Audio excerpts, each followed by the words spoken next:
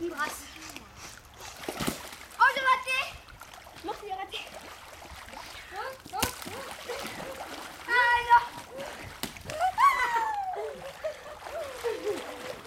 Non. Pitié, pitié. Pitié, je vais me lancer, mais pitié. Pitié pour moi. Pitié. Tu la vois. Alors, je vais me lancer, attention.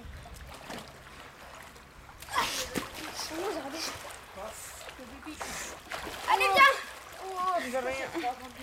Oh, elle a...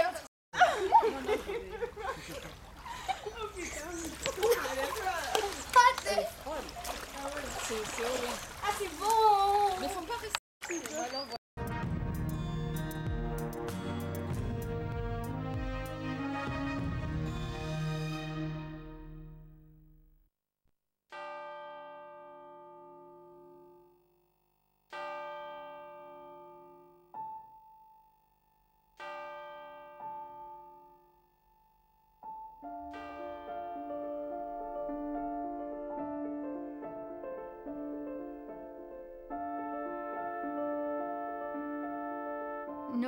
On ne rejoint pas une secte ou un mouvement qui va vous faire du mal. On rejoint une organisation religieuse, un mouvement politique et surtout un groupe de personnes que l'on aime sincèrement. Dans tout ce que je vous dirai à propos de Jim Jones, il y aura un paradoxe. Il avait une vision et voulait changer le monde, mais cette vision cachait un dysfonctionnement sous-jacent. Some people see a great deal of God in my body. They see Christ in me, a hope of glory. Il a dit, si vous me considérez comme votre ami, je serai votre ami. Si vous me considérez comme votre père, je serai votre père. Si vous me considérez comme votre Dieu, je serai votre Dieu. Jim Jones parlait de regagner la terre promise. Et peu après, nous avons vu des images de Johnstown. Rice, black-eyed peas, Kool-Aid. Nous voulions tous y aller, je voulais y aller. Le temple du peuple avait tout pour devenir quelque chose de grandiose, de puissant et de superbe. Mais pour une raison qui m'échappe, Jim a choisi une autre voie. Le soir du 17 novembre, cette communauté était encore pleine de vie. Je n'aurais jamais pu imaginer que 24 heures plus tard, ils seraient tous morts. Die with a degree of dignity. Don't lay down with tears and agony. It's nothing to death, it's just stepping over into another plane. Don't be this way.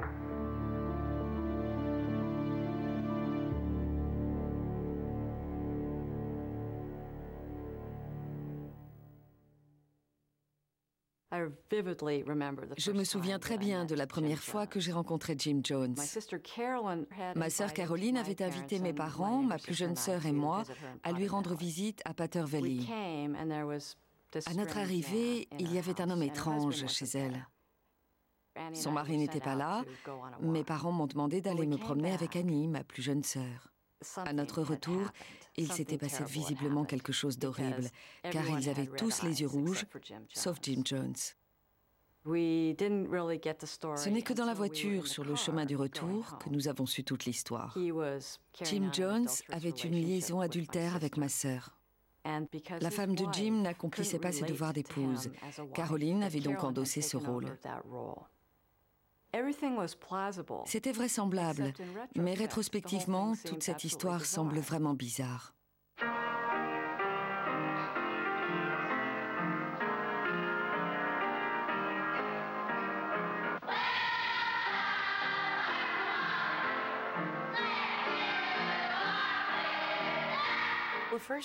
La première fois que j'ai visité le temple du peuple à Redwood Valley, c'est une amie, une collègue qui m'y avait encouragée. Nous nous sommes mis sur notre 31, en costume et cravate. Nous avions belle allure. Dès que je suis entré dans le temple de San Francisco, je me suis senti chez moi.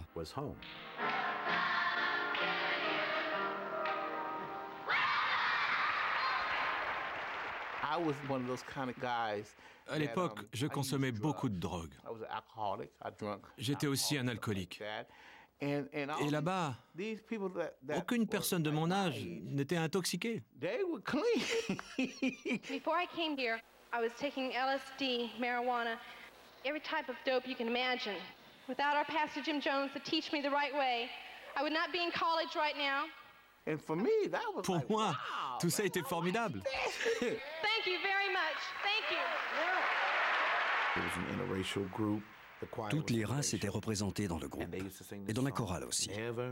L'un de leurs chants était « Je n'ai jamais entendu un homme parler comme cet homme. Tous les jours de ma vie, depuis que je suis né, je n'ai jamais entendu un homme parler comme cet homme. »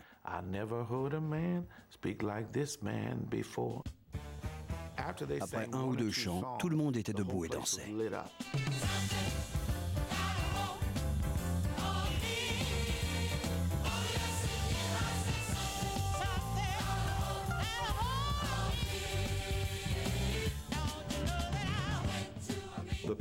Dans le temple du peuple, les offices étaient très animés.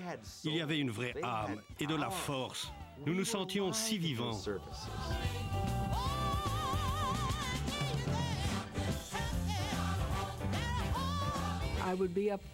Je sautais sur le balcon et je tapais des mains. Si un étranger qui ne connaissait pas les pratiques du temple était entré à ce moment-là, il aurait pensé qu'il s'agissait d'un office, comme autrefois.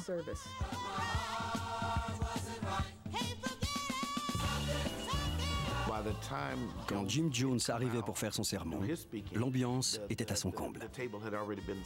I represent divine principle, total equality, a society where people own all things in common, where there is no rich or poor, where there are no races, wherever there's people struggling for justice and righteousness, there I am, and there I am involved. Il parlait de choses qui nous allaient droit au cœur. Le gouvernement ne se préoccupait pas du peuple. Il y avait trop de pauvres, trop d'enfants pauvres. The world is like a human family. The little child may not be able to go and draw a paycheck, but the father guarantees the child care. The grandmother may not be able to work anymore, but the father and mother guarantees her the right to live. Chacun avait le sentiment d'une mission à accomplir et se percevait comme unique. C'est ainsi qu'il a pu attirer tant d'étudiants, de femmes noires vieillissantes, de personnes de milieux très différents. Pour eux tous, il existait dorénavant un but plus important que leur propre personne et pour lequel ils devaient s'impliquer. Voilà ce que Jim Jones leur offrait.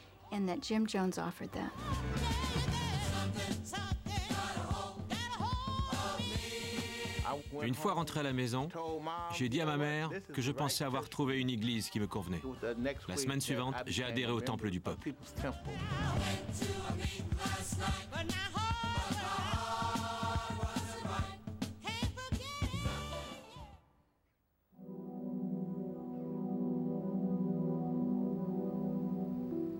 There's a little town in Indiana. The moment I think of it, a great deal of pain comes. As a child, I was undoubtedly one of the poor in the community, never accepted, born, as it were, on the wrong side of the tracks.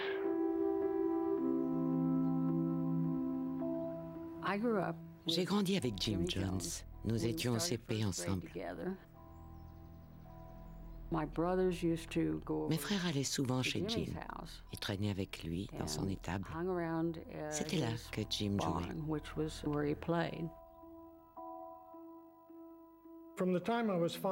Dès l'âge de 5 ans, je trouvais que Jim était un garçon bizarre. Il y avait quelque chose qui n'allait pas. Il était obsédé par la religion et par la mort. Quand mes frères rentraient à la maison, ils racontaient que Jim avait organisé des funérailles pour de petits animaux qui étaient morts. Un ami m'a raconté qu'il avait vu Jim tuer un chat avec un couteau. Et il a trouvé ça bizarre d'organiser les funérailles de cet animal après l'avoir tué.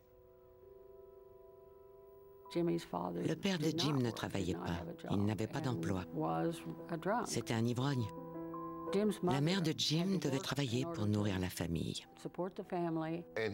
Personne ne s'occupait de lui. Il traînait souvent dans les rues. Sa famille ne tournait pas rond. Aujourd'hui, on parle de dysfonctionnement. Dit comme ça, c'est plus joli. Mais quand on vit dans ce genre de famille, on croit que c'est normal.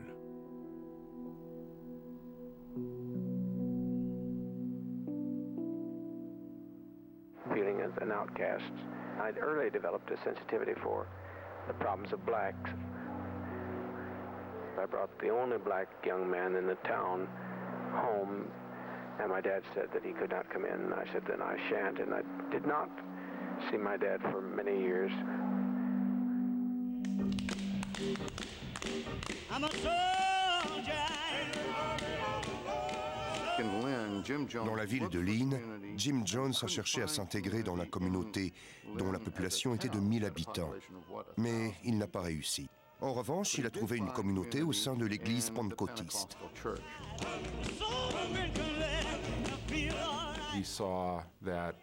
Pour lui, il s'agissait d'une famille de substitution. Les pasteurs étaient perçus comme des pères dans leur communauté, avec tout le pouvoir que cette fonction pouvait impliquer sur ses membres.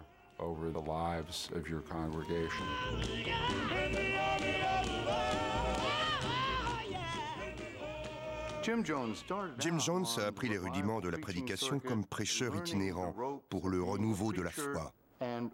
Après un certain temps, il était clair qu'il pouvait attirer des adeptes. J'ai rencontré Jim Jones à Pâques en 1953. Ma belle-mère, Edith Cordell, avait un singe qui était mort accidentellement. Elle voulait en acheter un autre. Elle a consulté le journal Indianapolis Star. Jim Jones y avait mis une annonce disant qu'il avait des singes à vendre.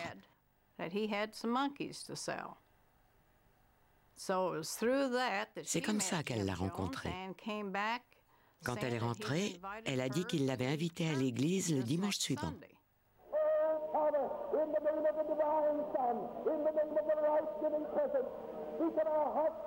Peu importe la couleur de votre peau, tout le monde était le bienvenu dans cette église. Il le disait clairement du haut de l'estrade. Certaines personnes n'étaient pas d'accord avec Jim. Elles se sont levées pour le dire ouvertement. Elles n'appréciaient pas ce refus de la discrimination pendant l'office. Un soir, on a demandé à certaines personnes de quitter l'église à cause de ça.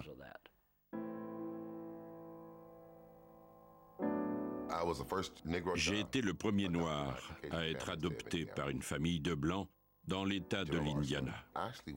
Jim et Marceline voulaient adopter un enfant blanc. Selon l'histoire, je pleurais très fort et cela a attiré l'attention de Marceline. Elle s'est approchée et quand elle m'a pris dans ses bras, j'ai arrêté de pleurer. Les enfants de ma famille formaient une sorte d'arc-en-ciel.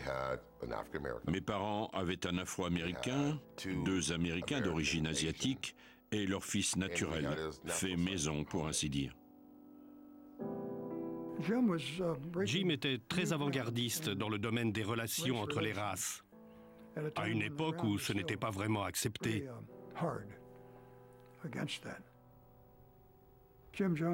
Il a été détesté et méprisé par certaines personnes, surtout dans la communauté blanche.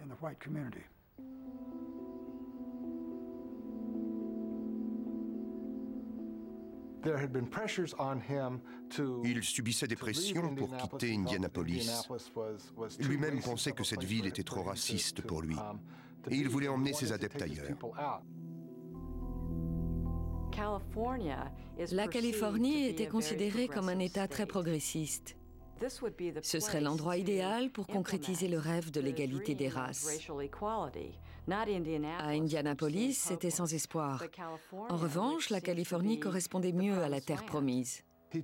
Il a choisi Ukiah en Californie, à environ 140 km au nord de San Francisco, car un article publié dans le magazine Esquire affirmait que cette ville serait l'un des 9 endroits dans le monde où la population pourrait survivre dans le cas d'une attaque thermonucléaire.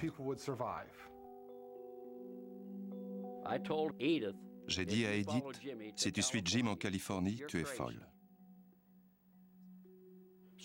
Et qu'est-ce que Jim a fait? Il l'a emmenée chez un psychiatre et m'a envoyé une lettre recommandée confirmant qu'elle était saine d'esprit et pas du tout folle. J'étais là l'après-midi où Edith est partie. J'ignorais que je ne la reverrais plus.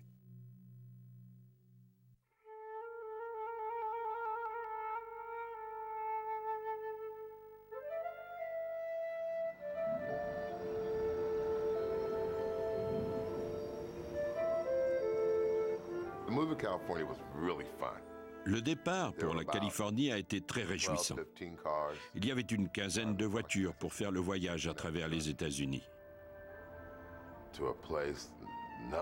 On partait pour un endroit que l'on ne connaissait pas et que l'on ne pouvait même pas imaginer. On partait pour la Californie, notre nouveau monde.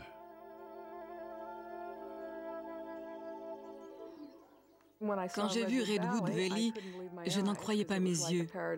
C'était le paradis en pleine campagne. Tout était vert. Nous étions entourés de vignes. J'en suis tombée amoureuse. C'était le style de vie parfait.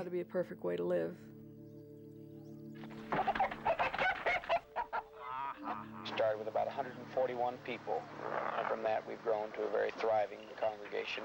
We have about every level of society, all socioeconomic income strata, from professional down to the ordinary field worker, field labor. Really, it's beautiful to see that all these divisions have been broken down, not only race, but any differences of economic position. Jim a tiré son principal message de la Bible, quand Jésus, à ses débuts, disait aux gens de vendre toutes leurs possessions et de tout partager. Jesus Christ had the most revolutionary teachings to be said, in the sense that he said to feed the hungry, clothe the naked, take in the stranger, minister to those, the widows and afflicted in their suffering. And we feel that no one really tried Christianity too effectively, or the Judeo-Christian tradition. Le nombre d'adeptes a nettement augmenté quand il s'est procuré de plus en plus de bus qu'il a retapés. Et chaque été, il faisait une tournée à travers les États-Unis. Le but de ces voyages en bus était de répandre la parole de Jim sur le socialisme et le monde, sur la façon de mener une vie meilleure pour tous, quelle que soit sa race. Mais derrière tout ça, je crois qu'il s'agissait surtout d'attirer de nouveaux adeptes.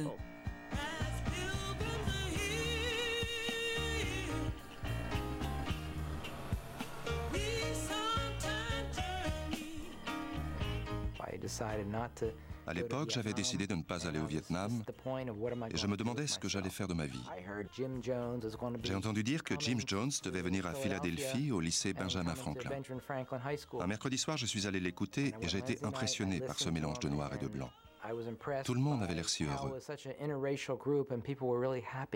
You got nothing to lose. Who else is going to stand, look you in the face and say, come and I'll give you a job. Come and I'll give you a home. Come and I'll give you a bed. So I got nothing but a pension. Don't leave your pension behind. Who else will tell you that? Who'll tell you I'll put you on that bus tomorrow? Jim Jones a parlé de l'égalité des races, de la vie en Californie, à Redwood Valley, et de toutes les bonnes œuvres qu'ils accomplissaient. J'avais envie de m'impliquer dans ce genre de projet, mais je ne savais pas par où commencer. Et là, j'avais la solution.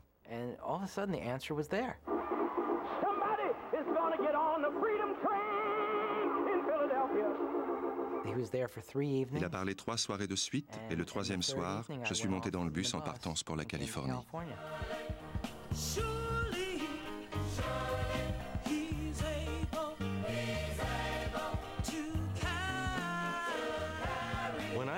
Quand j'ai rejoint le Temple du Peuple au printemps de 1966, il n'y avait que 81 membres. 5 ans plus tard, la famille avait grandi. L'organisation comptait des milliers de personnes.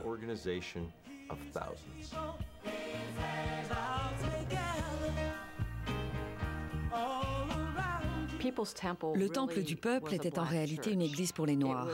Elle était dirigée par un prédicateur blanc, mais en termes d'office religieux, de l'engagement envers l'évangile social de ses membres, elle fonctionnait exactement comme une église noire. Il parlait comme les Noirs. Il comprenait aussi ce que c'était que d'être traité différemment. C'était lié à son expérience dans sa ville natale de Lynn. Quand les gens écoutaient Jim, ils ne le considéraient pas comme un prédicateur blanc. À leurs yeux, il n'était pas blanc. Il était tout simplement leur prédicateur. You going to go to Texas with me when I have that campaign? I was just wondering whether I could go now. I would love to go. Why, of course you'll go. You went to Mexico with me. Au bout d'un an ou deux, des personnes âgées ont commencé à rejoindre le temple. Il avait convaincu les gens qu'il faisait tellement de choses pour la communauté. Et au lieu de leur demander 20% de leur salaire, il leur suggérait de vendre leur maison et de donner l'argent à l'église. Et c'est ce que les membres ont commencé à faire. Now in this church, what have we done in a short time? We have 4 senior citizen homes that are the most innovating, the most beautiful you want to see. Ils avaient des chambres individuelles, on subvenait à tous leurs besoins, on leur servait leurs repas, on s'occupait bien d'eux. Now my home is stone block and there's not a piece of new furniture in it, but our senior citizen homes, they're elegant. And that's beautiful. Ils donnaient toutes leurs économies et leur argent à l'Église. Mais en échange, l'Église s'engageait à s'occuper d'eux, pas seulement en les plaçant dans une maison de retraite, mais en les intégrant aussi dans la communauté.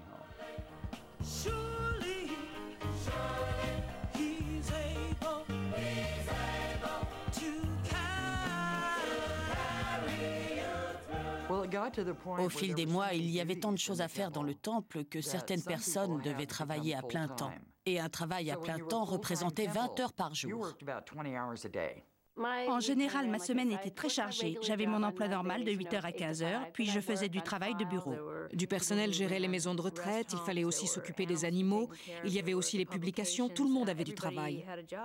Le mercredi soir, on devait assister à une réunion à Redwood Valley. Parfois, elle durait jusqu'à 22h30. Dès qu'on touchait notre salaire, on le donnait au temple. En retour, on recevait de l'argent de poche, $5 par semaine.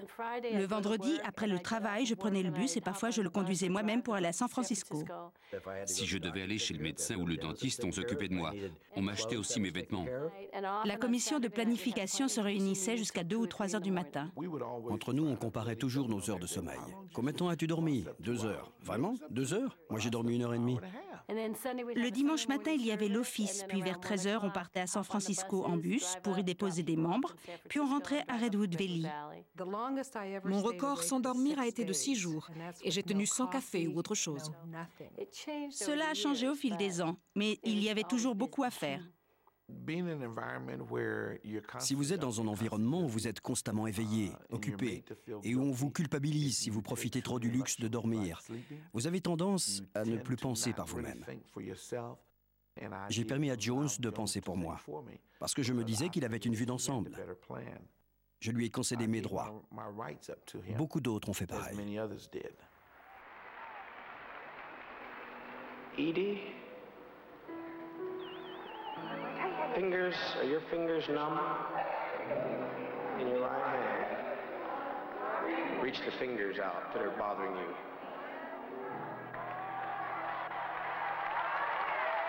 Now, is the pain gone?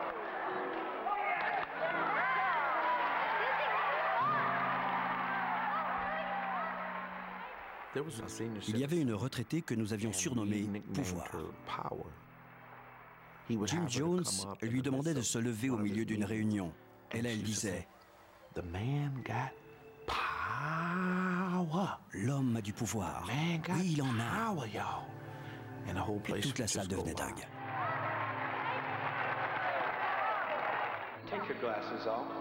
Let's just dare in our faith. Now, look at my face. I love you, the people love you, and most importantly, Christ loves you. What do you see? One finger. One finger. L'une des guérisons les plus incroyables a été celle d'une vieille dame dans une chaise roulante. Jim lui a dit « Chérie, aujourd'hui c'est ton jour. On va te guérir. On va guérir tes jambes. Tu vas remarcher. » Et tout l'auditorium a hurlé. Come forth, my dear. Stand out. Take that step. Bless your heart. Take that step. En tremblant, elle a fait un pas très lentement. Elle a dit « Je sens ma jambe ». Il a confirmé « Oui, je sais que tu peux la sentir. Fais la même chose avec l'autre jambe ». Elle a fait un autre pas très lentement. Il lui a dit « Je veux que tu avances vers moi ».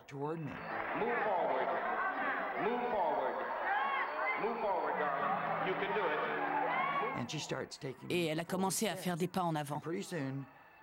Et bientôt, elle marchait et s'avançait dans l'allée centrale.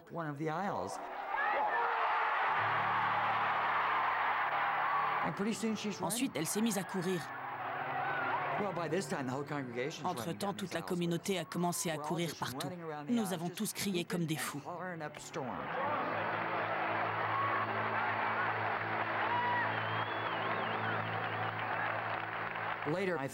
Plus tard, j'ai appris que la personne qui avait été guérie, que j'avais même vu pleurer, était en réalité une des secrétaires qui faisait semblant d'être paralysée et aveugle.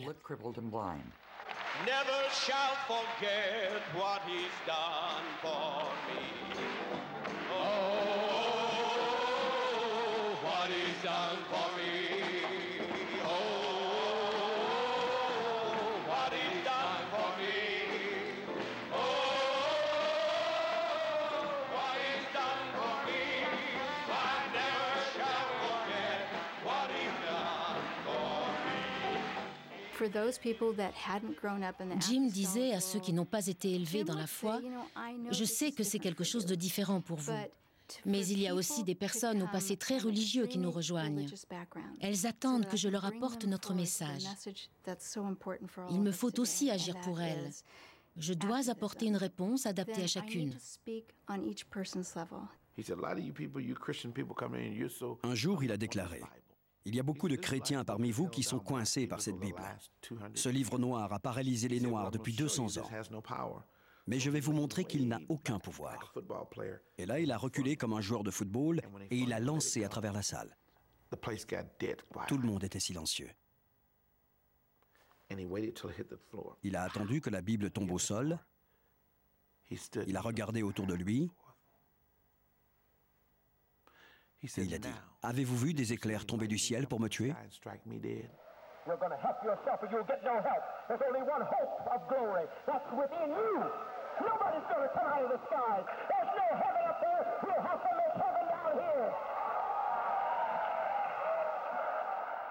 Il nous disait: vous devez croire ce que vous voyez. Si vous me considérez comme votre ami, je serai votre ami. Si vous me considérez comme votre père, je serai votre père pour ceux d'entre vous qui n'en ont pas. Si vous me considérez comme votre sauveur, je serai votre sauveur. Il a même dit: si vous me considérez comme votre Dieu, je serai votre Dieu.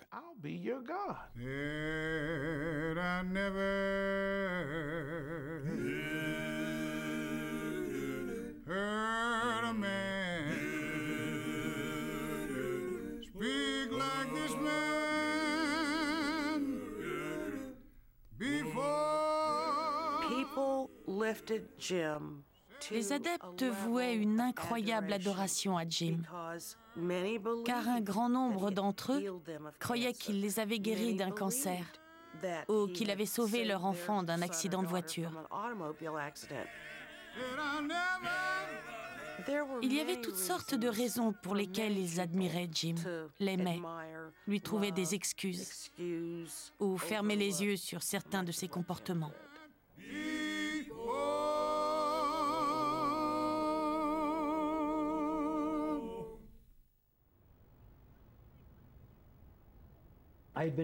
J'étais dans le temple depuis quelques mois. Lors d'une conférence à Los Angeles, je suis allé en coulisses pour chercher quelque chose. Au même moment, Jim Jones est sorti de sa loge. Il m'a demandé si tout allait bien et si j'aimais ce que j'avais vu jusque-là. Je lui ai répondu que tout se passait bien, que c'était chouette. Il a alors commencé à me toucher derrière la nuque et m'a dit « Je te baiserai par derrière si tu veux ». J'ai dit non et bredouillé quelques mots. Il a ajouté « Si tu le veux, moi je suis partant. Il suffit de me le dire et on le fera. »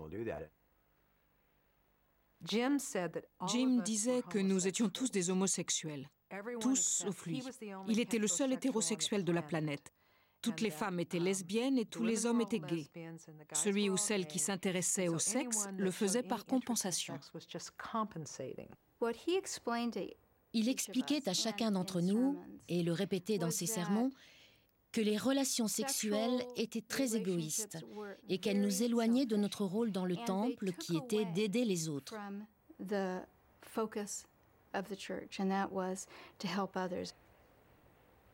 Jim n'était pas chaste. Nous l'ignorions tous, jusqu'à ce que ce soit à notre tour de découvrir que ses paroles contredisaient ce qu'il pratiquait en coulisses.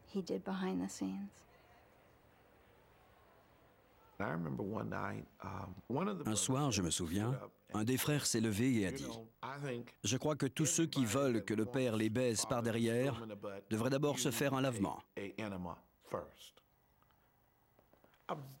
Je vous assure que je dis la vérité. Une autre question a suivi. Combien d'entre vous ici l'ont déjà fait avec lui? J'ignore s'il mentait ou disait la vérité, mais des mains d'hommes se sont levées dans la salle. J'étais pétrifié. Je me demandais si c'était le but de tout ça, si je devais y passer aussi.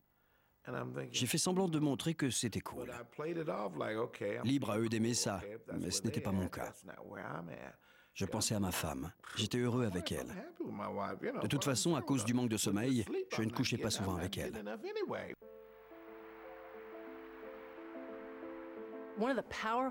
Jim avait l'habitude de nous imposer une chose incroyable. Pour nous empêcher de réfléchir, nous n'avions jamais clairement la permission de parler entre nous. Quand je regardais autour de moi, je me demandais si j'étais la seule à le ressentir. Par la suite, j'ai appris à ne rien dire à personne.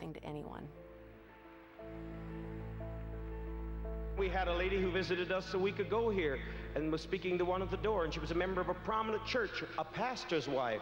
And she said, I think that the poor should be made to control how many children they bring into the earth. You remember? Some leading scientists say we have to have euthanasia. Oh, no. Oh, no. Who's going to decide who and when a person's going to die? We must never allow that, because this is the kind of thing that ushers in the terror of a Hitler's Germany. We must not allow these kind of things to enter our consciousness. Mon père me disait que 60% de la vie d'une personne était le résultat de décisions émotionnelles. Il voulait que 60% de mes décisions soient basées sur la logique, les faits ou la raison, et que mes émotions viennent en second. Mon père et moi étions des fans de Star Trek. Il me disait toujours, deviens un vulcanien. «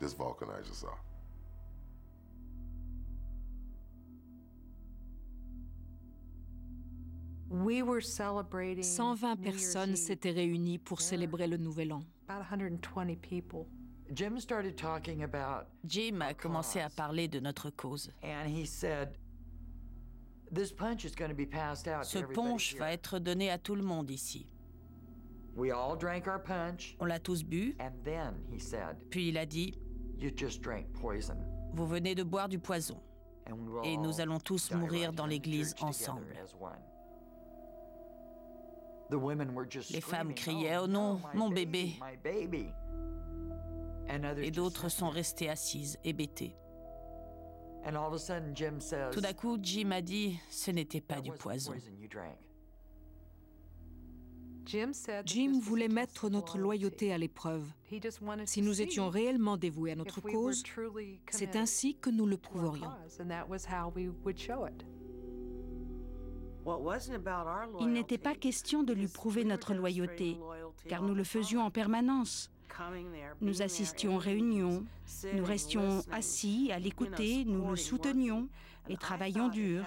Pour Jim, il s'agissait plutôt d'une répétition. Il voulait savoir s'il avait suffisamment de pouvoir ou s'il était tout-puissant au point que les membres se suicideraient s'il leur disait de le faire. Cela m'a vraiment effrayée.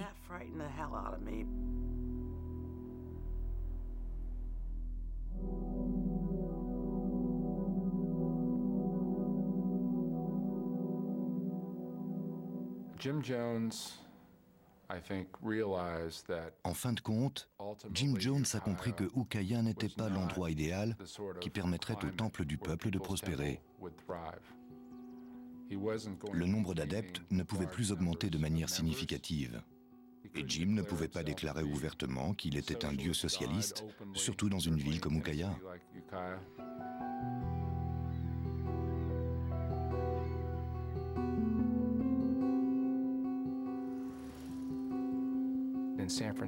Une fois à San Francisco, Jones est arrivé à l'improviste dans une soirée où il y avait un grand nombre de nouveaux adhérents, de quoi renforcer encore son pouvoir. C'est là qu'il a pensé que des groupes plus petits, des groupes du quartier, conviendraient mieux. Le début des années 1960 avait été une période de grand optimisme. On croyait que les mouvements sociaux pourraient changer le monde. Mais les assassinats de Malcolm X, Medgar Evers, Martin Luther King et Robert Kennedy avaient provoqué un sentiment de désespoir. Or, le message du Temple du Peuple était non, le rêve continue.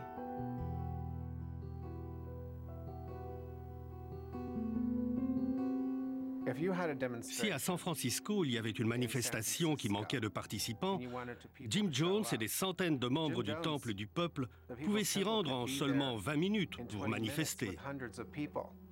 Nous étions tous partants. Nous voulions changer le monde, et là, nous avions le sentiment de le faire. Ces personnes étaient ponctuelles, polies et gentilles. Elles représentaient plusieurs générations et différentes races. Elles étaient taillées sur mesure pour les manifestations politiques. Pour un homme politique, c'était un cadeau inespéré. You've managed to make the many persons associated with People's Temple part of a family. If you're in need of health care, you get health care. If you're in need of legal assistance of some sort, you get that. If you're in need of transportation, you get that. And that's the kind of religious thing that I'm excited about and have some respect for. Quand le vice-président Walter Mondale est venu en campagne à San Francisco, Jim Jones a fait partie de l'entourage à bord de son jet privé. Et lors de la visite de Rosalynn Carter à San Francisco, elle a accordé une audience privée à Jim Jones. Peu de personnes, et encore moins les prédicateurs, avaient une idée de son pouvoir.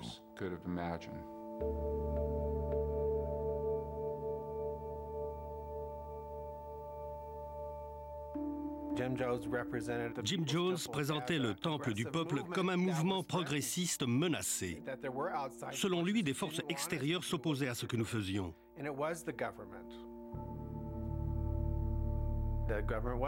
Le gouvernement infiltrait le groupe et mettait les adeptes sur écoute. Il tentait même d'assassiner les membres. Il avait quelque chose de paranoïaque. Il craignait que quelqu'un tente de le tuer. 2 hommes étaient prêts à lui sacrifier leur vie, à sauter sur Jones et à prendre une balle pour lui, comme des agents des services secrets. Au cours des années 1970, Jim a beaucoup changé. Il se droguait. À l'époque, il disait qu'il avait un problème au rein. Mais il était de plus en plus parano. Vraiment très parano. Selon Jim Jones, il y avait des menaces en permanence. Il ne cessait de nous le répéter. Les ennemis étaient là et s'apprêtaient à nous détruire si nous ne restions pas vigilants envers notre mouvement.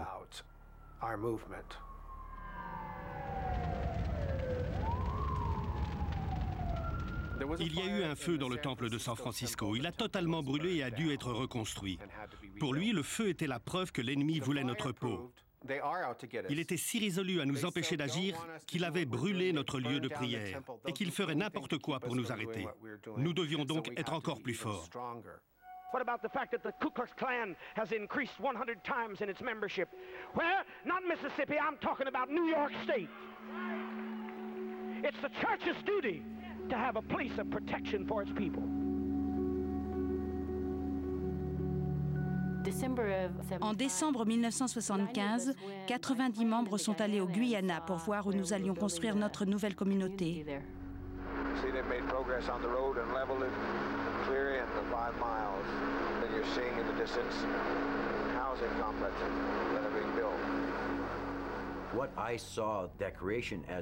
Ce que j'ai vu C'est la construction d'une ville où nous allions emménager pour élever nos enfants loin de l'oppression et du racisme des États-Unis.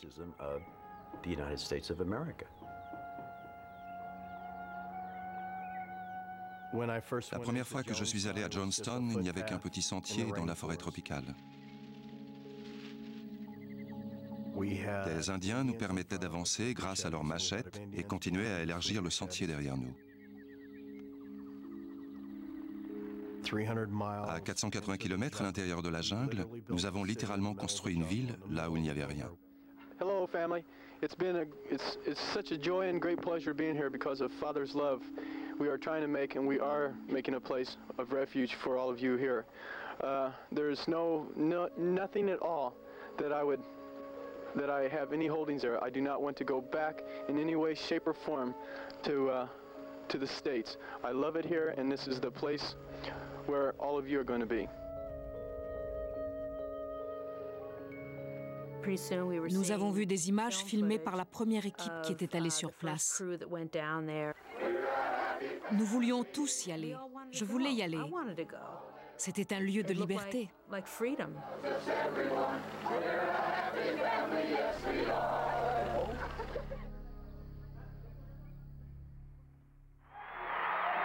will each of you give a very fond embrace, a salutary kiss of greeting to your neighbor, and let's fill this atmosphere with warmth and love. Nous estimions que nous appartenions à une grande famille qui se pliait à sa propre discipline. J'ai assisté à de nombreuses réunions où des membres recevaient des fessées ou étaient frappés. J'ai moi-même reçu des fessées lors d'une réunion publique. Les membres étaient conduits devant l'Assemblée. Ils devaient avouer avec qui ils avaient couché et avec qui ils s'étaient échappés pour aller au restaurant. Il ne se passait pas une semaine sans que je sois appelé devant l'Assemblée, car mon comportement ou mon attitude ne convenait pas. J'entendais « Stanley Clayton, avancez !» Jim demandait aux autres membres ce qu'il fallait faire pour les punir ou s'ils méritaient une bonne raclée. Et la foule répondait avec un oui retentissant. Parfois, en une soirée, nous pouvions donner une raclée à 5 membres différents. C'était fatigant. J'ai même assisté à des passages à tabac où les personnes avaient perdu connaissance. Elles étaient ensuite aspergées d'eau pour les réveiller, puis les coups reprenaient. J'avais reçu des coups qui avaient laissé des marques. Au travail, le lendemain, une de mes employées les a remarqués quand je me suis assise. Je me suis effondrée et lui ai tout raconté. Elle ignorait que j'appartenais au temple du peuple. Elle a appelé le gérant et ils m'ont dit qu'il fallait que je quitte ce mouvement. Je ne pouvais même pas dire au revoir à mon fils ou à mon mari, car il y avait une sorte de Gestapo. Les membres d'une même famille se dénonçaient entre eux. Si je leur avais dit au revoir, ils m'auraient dénoncé. C'est comme lorsqu'on se marie. On s'imagine un certain idéal. On est amoureux, puis la lune de miel se dissipe peu à peu et la réalité s'installe. Face à des difficultés, la plupart des personnes ne décident pas immédiatement de jeter l'éponge. Durant une réunion de la commission de planification, Jim a reçu des petits mots d'amour de l'un des membres de la commission.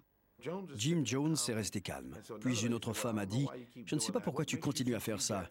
Qu'est-ce qui te fait croire que tu as ce qu'il veut ?» Une autre femme a ajouté « Tu sais quoi, tu devrais enlever tes vêtements et lui montrer ce que tu as à lui offrir.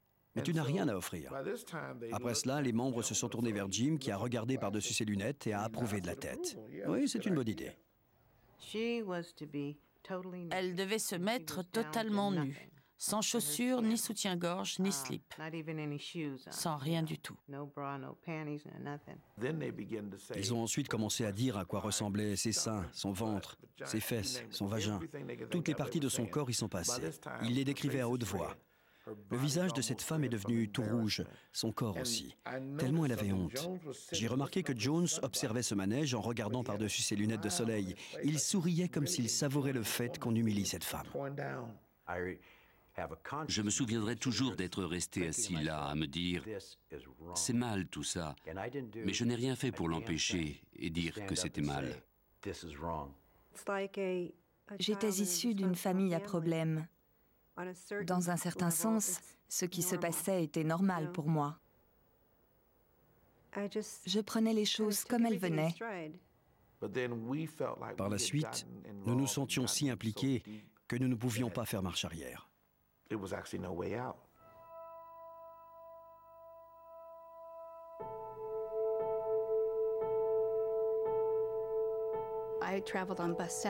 J'avais voyagé dans le bus numéro 7, celui de Jim.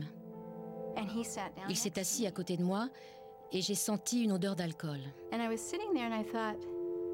J'ai trouvé ça bizarre. Il s'est penché vers moi et il m'a dit « Sais-tu quel effet tu me fais ?» Il m'avait expressément demandé de prendre ce bus. Jim avait une sorte de pièce à l'arrière avec des livres, un bureau et un lit.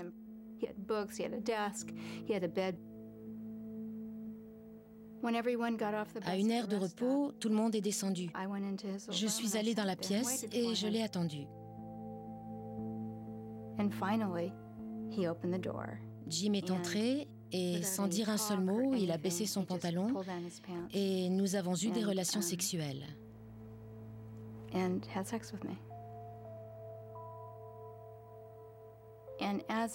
J'étais allongée, terrifiée. J'ignorais ce que je devais faire et je tremblais. C'est alors qu'il m'a dit « Je fais ça pour toi, Debbie ».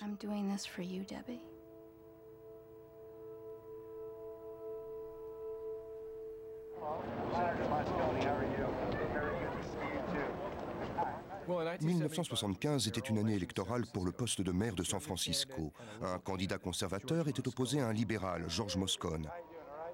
Le jour des élections, Jones a demandé à plusieurs centaines de membres de faire du porte-à-porte. Au lieu d'un autre groupe qui aurait mis 20, 30 ou 100 personnes à votre disposition, Jim, lui, en mettait 300 ou 400.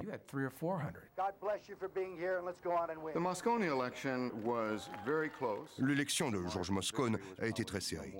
Il a gagné avec une petite marge de 4000 voix. Il fallait donc rendre hommage au temple du peuple pour les voix décisives. Après son élection, George Moscone a récompensé Jim Jones en le nommant responsable de la politique du logement de la ville.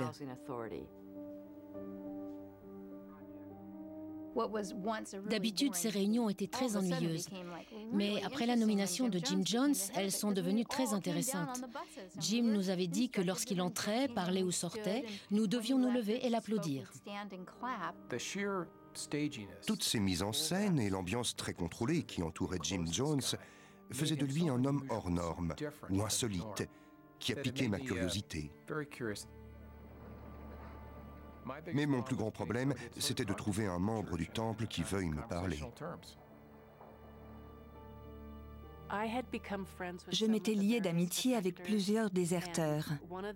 L'une d'elles m'a dit qu'elle allait publiquement dénoncer Jim Jones. Je lui ai dit que si elle le faisait, je me joindrais à elle, que je ne la laisserais pas le faire toute seule.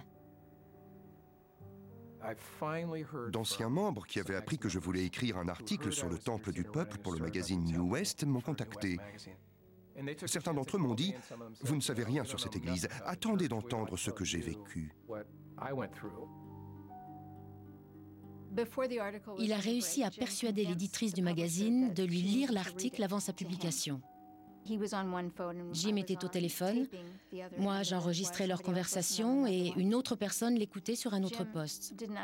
Jim ne comprenait pas qu'il ne puisse pas la convaincre de positiver le contenu de l'article. Tandis que l'éditrice continuait à lire l'article, Jim regardait à tour de rôle les 5 personnes qui étaient dans le bureau. Il était de plus en plus angoissé et sa bouche de plus en plus sèche. Il a compris que cet article allait lui être très dommageable. Et au milieu de l'appel, il a commencé à crier « On part ce soir ». Ils sont partis à Guyana 6 heures avant la publication de l'article.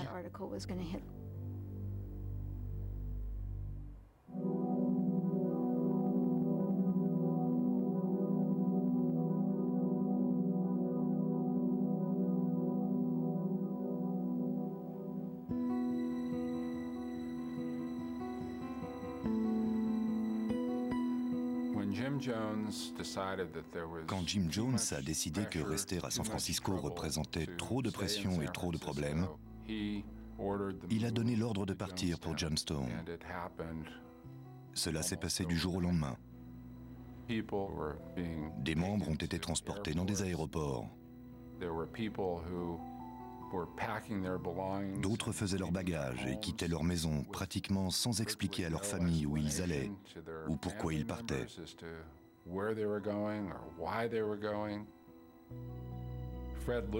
Quand Fred Lewis est rentré chez lui, il a découvert que sa femme avait emmené leurs 7 enfants en Guyana avec tout ce que le couple possédait.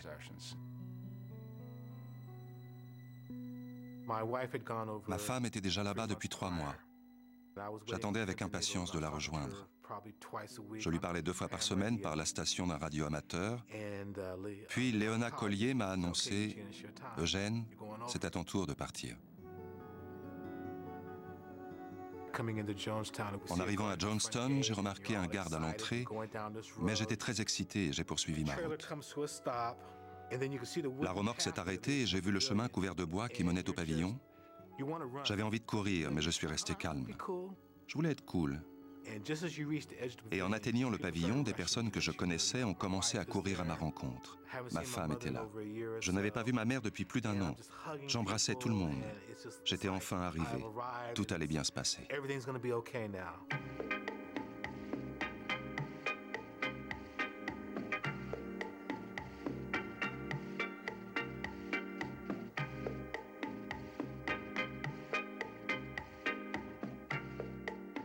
I've never been so totally happy or fulfilled in my life. I can't begin to describe it. You could sit here and talk all day long and no words could describe the peace, the beauty, the sense of accomplishment and responsibility and camaraderie that's here.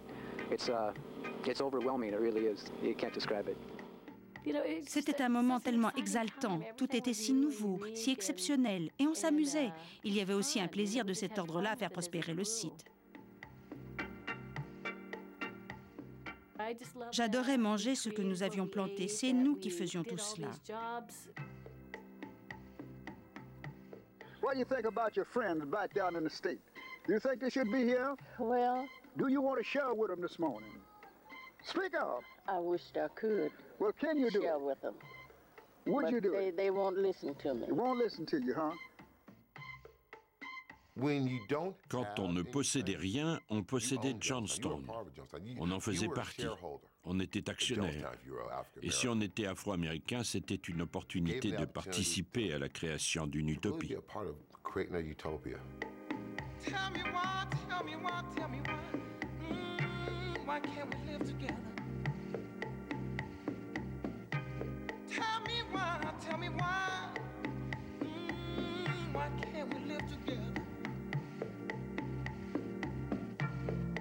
Everybody wants to live together. Why can't we live together?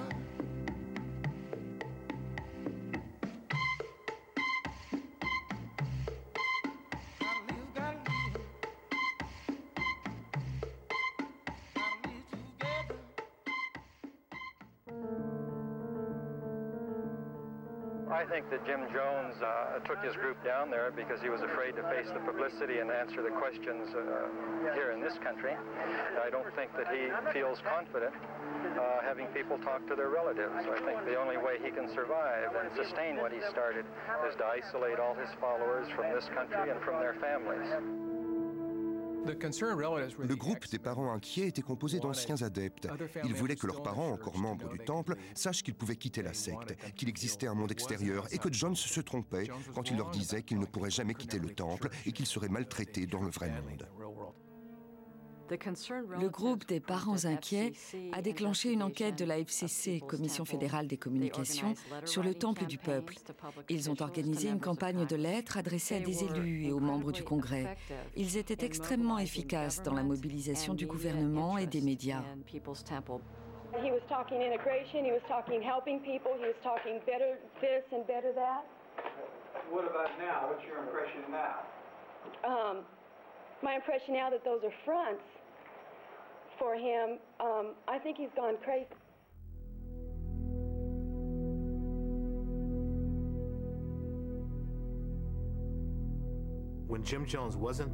Quand Jim Jones n'était pas sur place, l'ambiance était un peu plus sereine.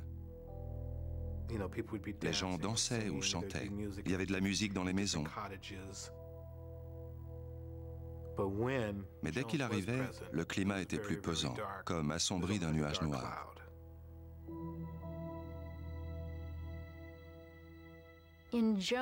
À Jonestown, il y avait un système de haut-parleurs que seul Jim Jones pouvait utiliser. Ce système diffusait ses enregistrements 24 heures sur 24. Nous entendions sa voix même pendant la nuit.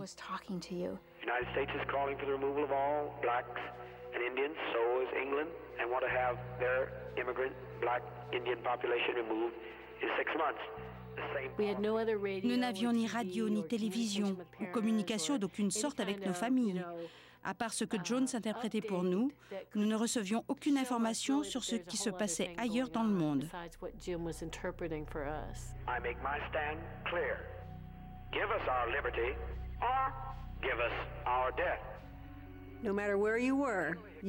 Peu importe où nous étions, nous entendions sa voix. Nous l'entendions la nuit de notre lit. Nous l'entendions même aux toilettes ou quand nous travaillions dans les champs. Cela ne s'arrêtait jamais.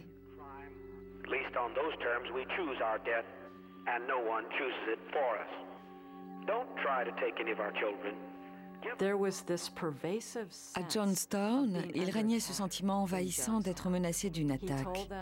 Il leur disait que la situation empirait aux États-Unis et qu'il ne pouvait plus y retourner. Il ajoutait que ses forces s'approchaient du Guyana pour les détruire.